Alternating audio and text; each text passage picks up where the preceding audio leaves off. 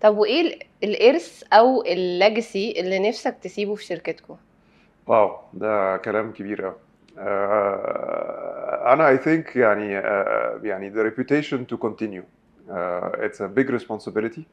زي ما كنت بقول الكروز شيب دي كبيرة وماشية، ف to steer it in different ports and directions that's part of responsibility.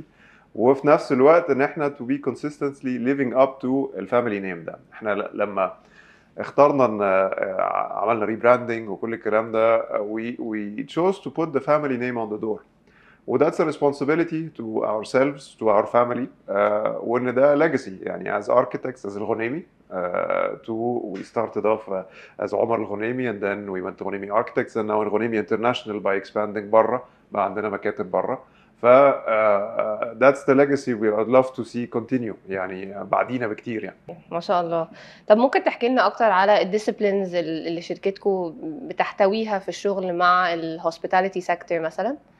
اوكي، سو احنا في الاساس اركتكتس، اها. وبنشتغل اركتكتشر وانتيريور ديزاين جميل. وبرودكت ديزاين از ويل، اللي هم الاسبكت اللي موستلي تاتش بيز على الكلاينت انتراكشن او الجيست انتراكشن في الموضوع ده.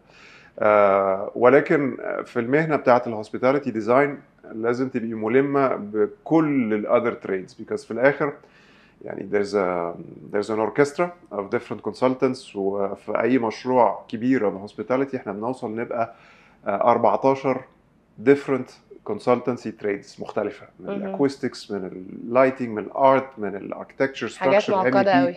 قوي. فكل دول لازم يبقوا ماشيين على نغمة واحدة، صح. ونوصل بيها في الاخر ان احنا نبروفايد للكلاينت بتاعنا الانفستمنت الضخم جدا ده، ان هو يبقى عنده ريتيرن اون انفستمنت بتاعه محترم. وفي نفس الوقت ندي للجاست اللي هيقعدوا في الاوتيلات دي a pleasant and consistent experience.